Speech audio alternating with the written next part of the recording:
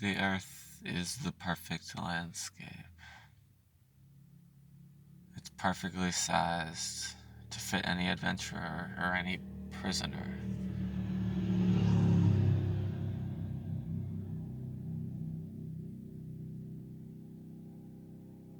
If you imprison yourself, you can travel to the ends of the earth to realize it's you doing it to yourself. Or not. Until death take you. And maybe then you will. But if you're an adventurer, you'll never run out of walking. You will never run out of a spiritual journey with walking. If you just walk your entire life, and like you say, never settle. Only picking the fruit that you find. Too bad cities has plowed that potential. Cities and the in-between tire and car repair shops.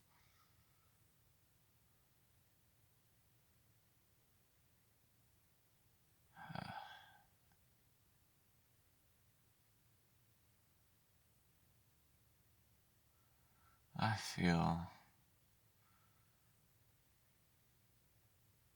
those who are graced with old age took longer to make a prison out of their area because they enjoyed themselves more. And the journey that was traversable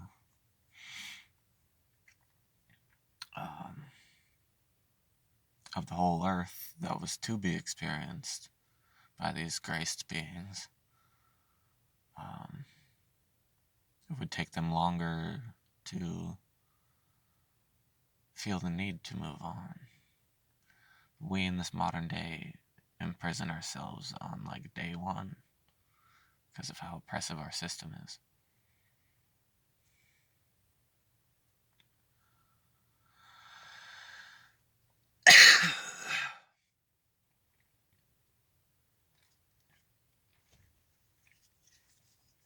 Wind above and below.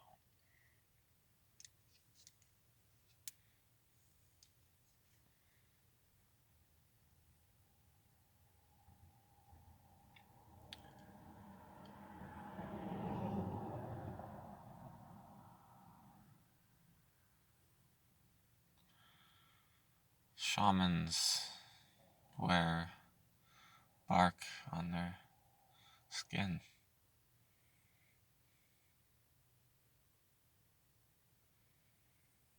It's the redwood bark in particular. The redwoods are believed to be the spirits of shamans.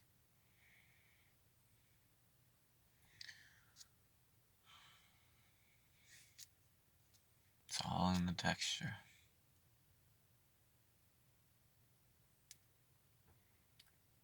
It reconnects you back to the essence of interaction.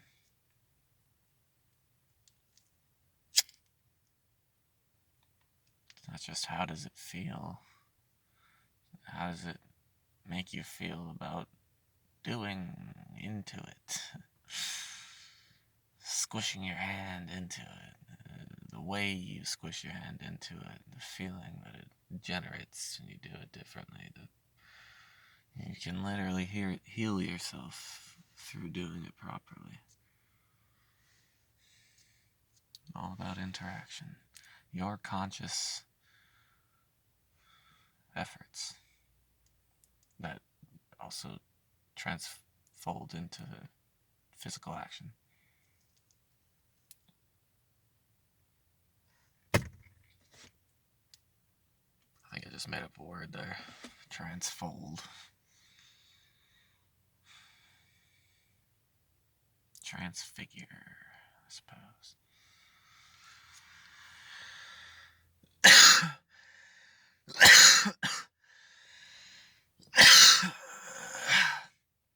Man, that shit's stuck in there.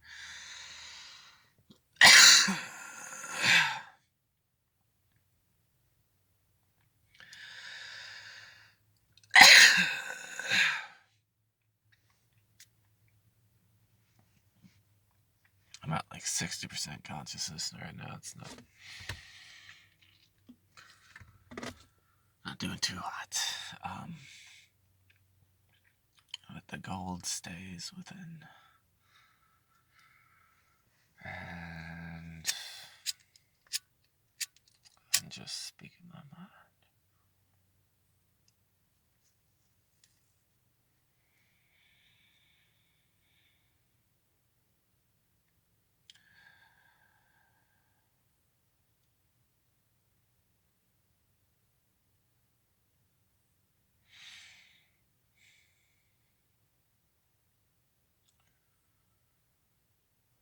Alan Watts's idea of,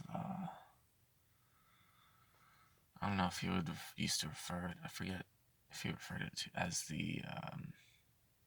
as like life is, or just a certain method of handling things. With his idea of laughter versus trembling.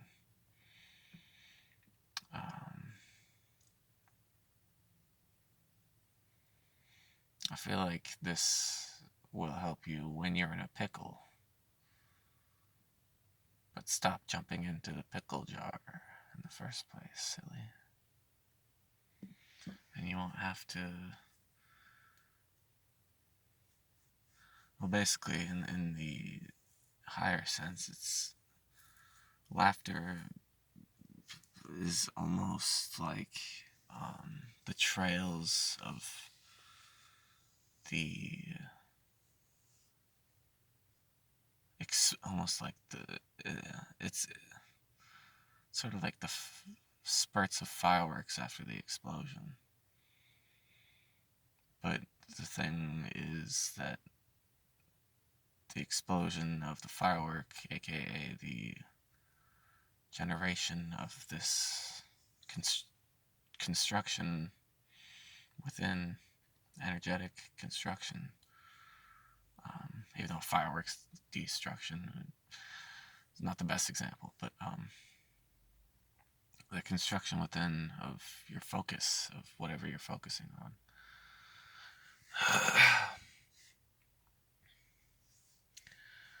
There's a big misconception about tripping. They say, oh, you're just tripping, bro, or you say, oh, I was just tripping in it to negate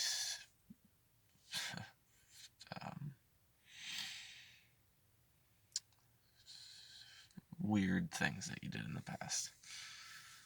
But first of all, when you really get into psychedelics, you realize that it's the lack of tripping that is the true, in a sense, I don't know, more of a road, more of a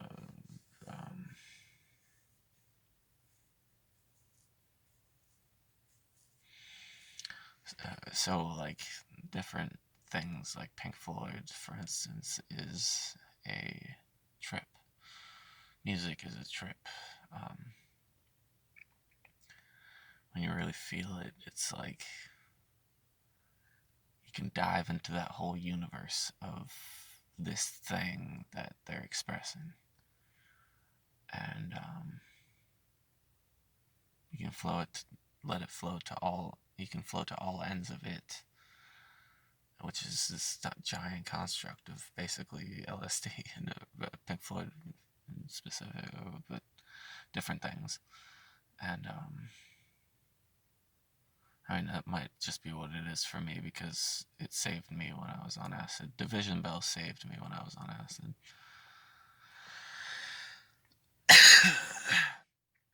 If you're ever having a really bad acid trip, highly recommend The Division Bell by Pink Floyd.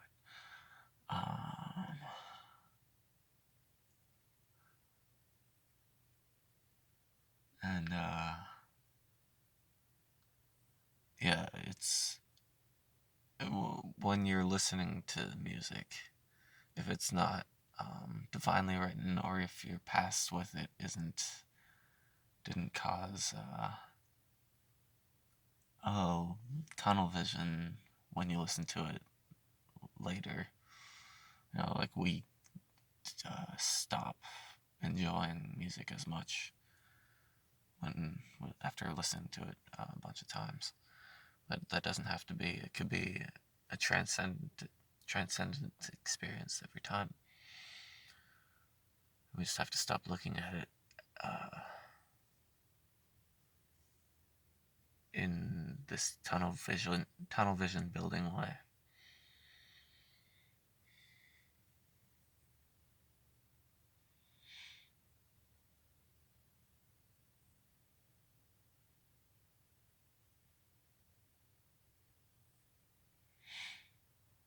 Basically, if you've ever taken mushrooms and the trip came on before you started listening to music, and then you started listening to music, the trip became condensed into the limitations of you through that music, and that music through you.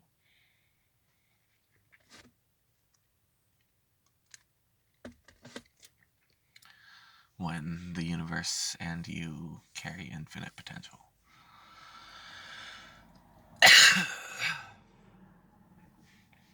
That's why it's not just about laughter versus trembling. It's about generation of constructs.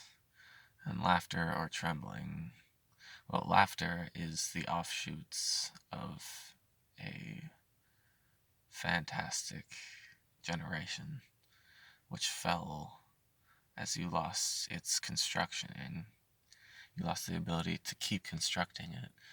And the laughter was sort of the throes of its lossing, of losing it. And you're just like, well, it's just life, and that's laughter. In the end, it's I mean, it's a beautiful thing, and it's not to be negatized. I'm not trying to negatize laughter. It's more that it's part of a learning ground. Once you really start diving into like the real side of the universe and your real power. Like laughter can happen at the strangest of times. It's a completely natural thing. Someone doing something really clumsy, it just laughs because it's a really random and weird thing. Didn't expect it. The breaking of expectations can often cause laughter, and also perceiving truth that's way over your head can cause laughter. It is a good thing. But when you're off by yourself, or just trying to generate something that will change your life, laughter is a sign, generally, that you stopped generating and are more self-reflecting upon its generation.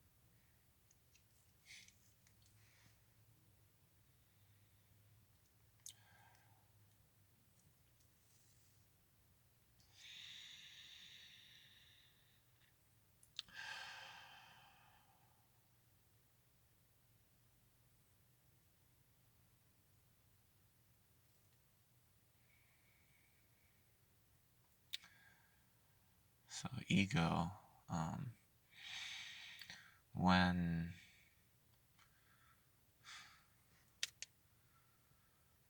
I find it would be easy for someone to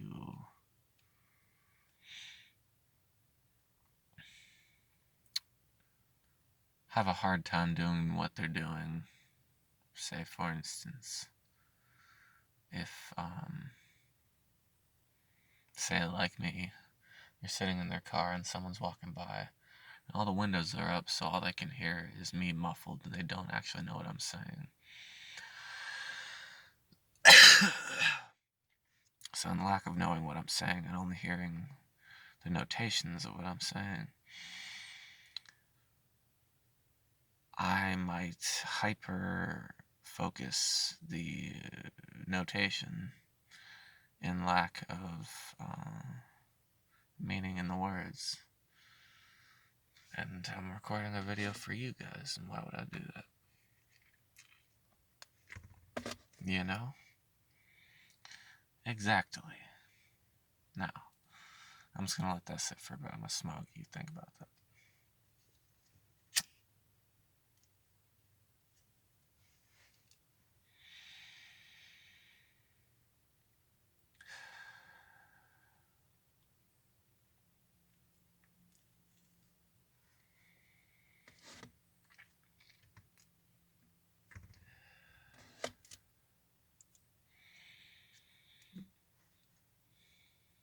I remember a lot of times when I took mushrooms, I haven't had many experiences, by the way. I'm only on about like 10 real trips and like a good bit of microdosing, like maybe a month and a half, 2 months of microdosing, days each, more or less. What was I saying? It seemed on those big doses days, I would always say to myself, it was the wrong day to take this. I wasn't ready.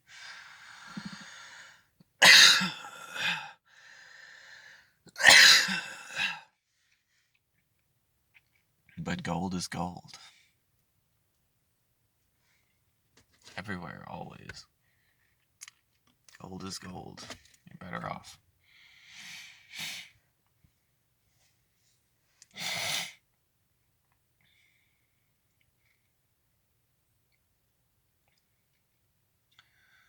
And the truth about life, which we all run from, is the lack of the ability to choose the enjoyment of the now.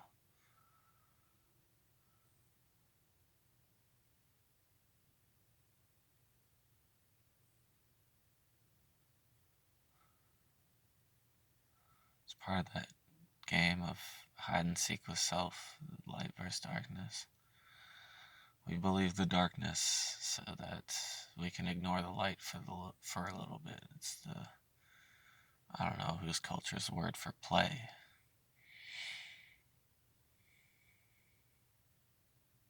It's play.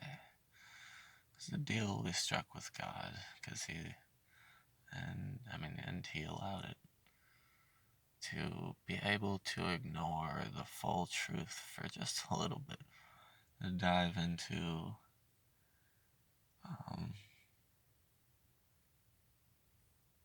the thing of not knowing, dive into the ability to spawn your own thing about it, about what the goings on.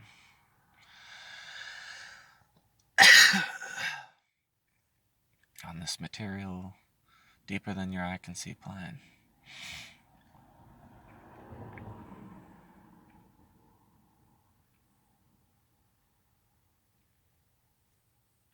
You've never really looked at the surface of a pond and gotten ecstatic. I feel like that's like the best intelligence test.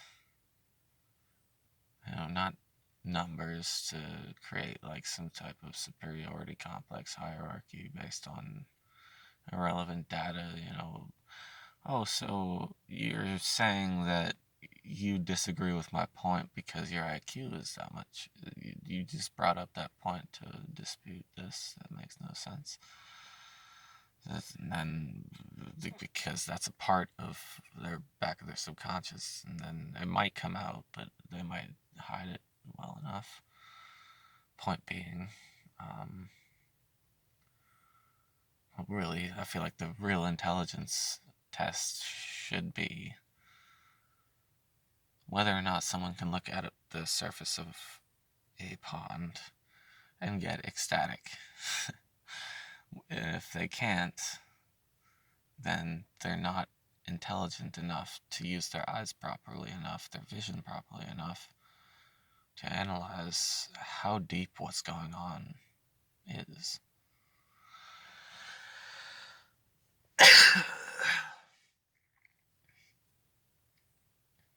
Because when you do, you can't help but freak out. And there's such a fascist quality of society against that. Just hearing some guy in the woods just being like, "Oh my god, oh my god," you know, it's like, and the thing is, if you're on mushrooms, it's almost like, someone would probably want to join in and be like, "Dude, what am I missing?" Basically. But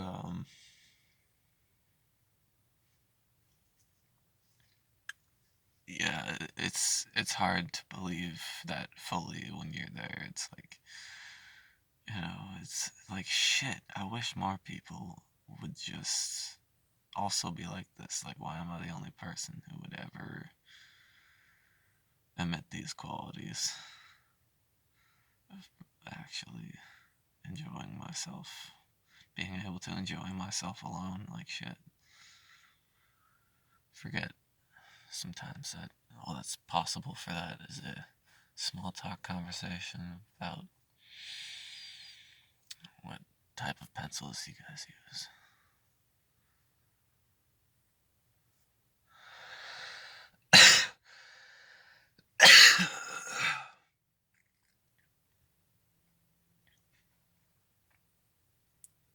Mm.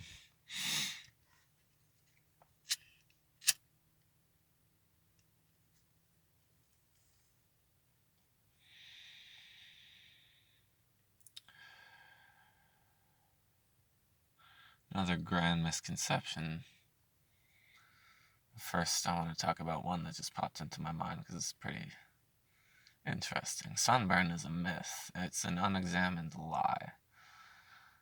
All the chemicals that they put in all the shit that you put on your body, the body wash, the spray, the everything, all the chemicals in your food and your water and the alcohol that you drink, all give you sunburn.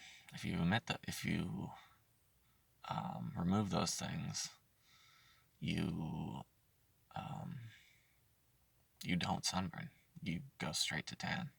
Literally, try it. If you can give up alcohol, you sadomasochist. Now, tobacco, this is the other thing I was going to talk about,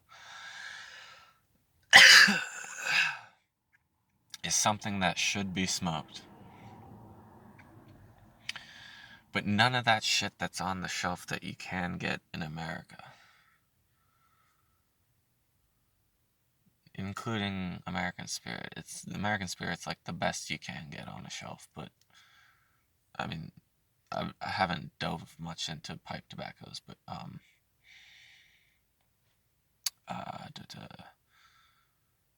but they're all literal trash compared to actually not fucked tobacco.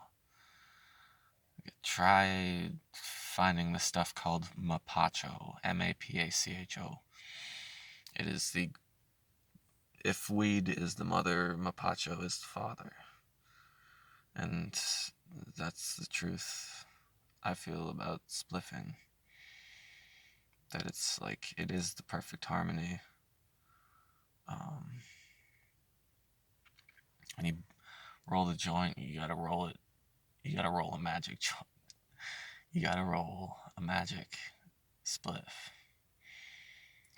In other words, and how you do that is when you're rolling it, you let your imagination soar. And as it's being constructed, all the flowers are coming together. You see the bushes and the landscape that it is, that it looks like. You let your vision perceive the patternage.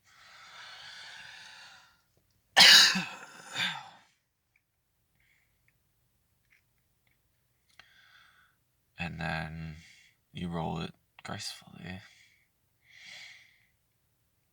And then when you're smoking it, you feel its essence, you taste its essence, you pull with clarity. You pull with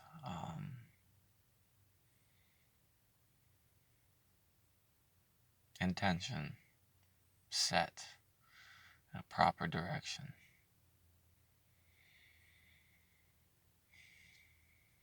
And presence always. Presence is always the best answer.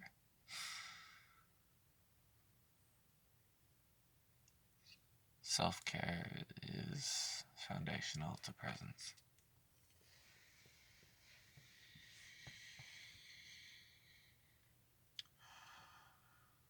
So take mushrooms, you idiot, and respect them.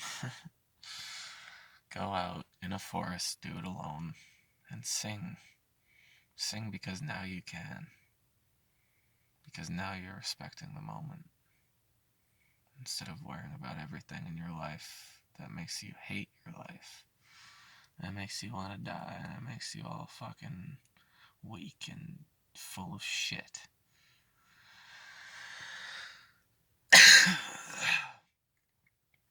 Now that you've realized you can toss that shit away, and that you should, and that's the key to heaven. It's the key to the self that will create heaven.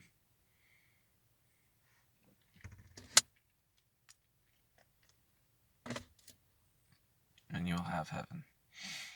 The voice is a campfire.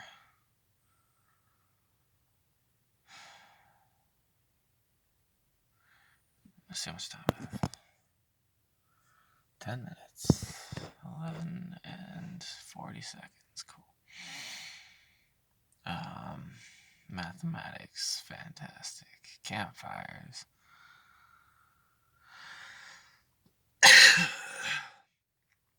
Well, if you've never had a campfire, I recommend doing that ASAP. The lighter is a fantastic invention. Probably the best humanity's ever come across.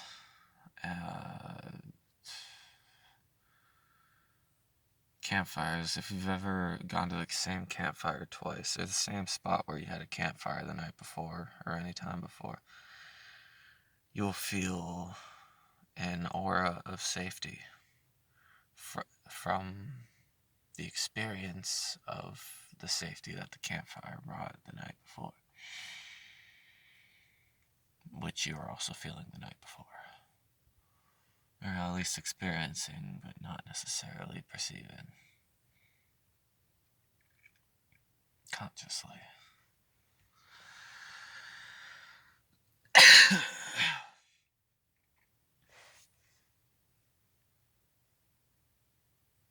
And the voice, it's just like a campfire. The more you use it, the more safety you draw towards yourself. The more safety that falls into the environment around you. It's like the spells in Harry Potter, the Salvia Hexia, the Muffiato, Repellum Muggleton. I remember that shit, nigga. It's powerful shit. I mean, the Salvia Hexia one, that's an interesting one because I love Salvia. I highly respect Salvia. You have to chew the leaves. You don't smoke extract. You do not smoke Salvia. Salvia hates being smoked. It's so intelligent that smoking is just a bad idea. Just trust me. Trust Salvia.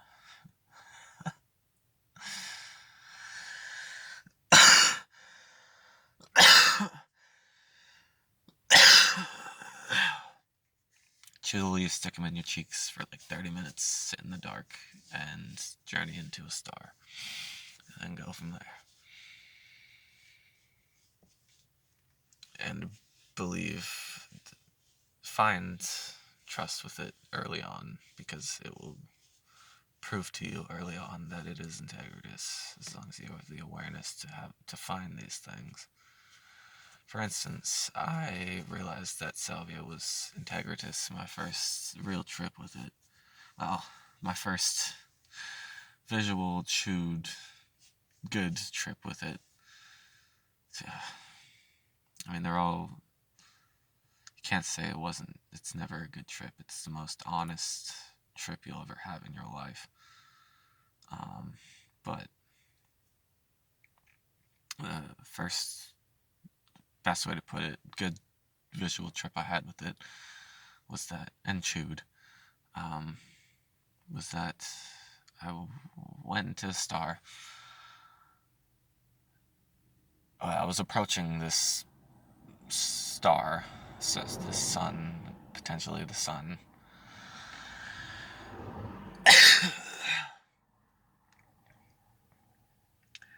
And right when I got up to its surface, I started passing through it. And when I was passing through it, I felt it literally penetrating my body. I could feel it while I was passing through it. And I was like, oh shit, this is real. This is something actually happening. I said that so triply. It's ego. I don't even know.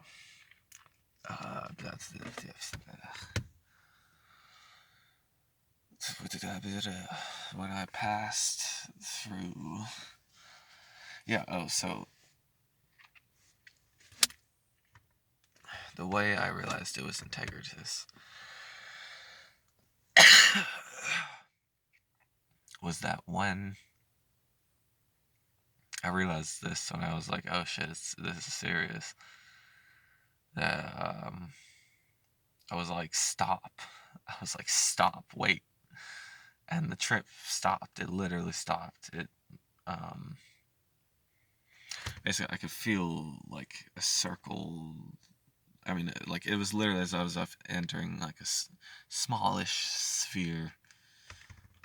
Because the edges, it was curved as it was entering my body. So like it hit my stomach first, and then it slowly crept up and down simultaneously. And throughout the whole body, it was literally a real sphere that I was entering. And it was, I believe it was the sun because there was these crazy interlocking casuistry, triangles in circles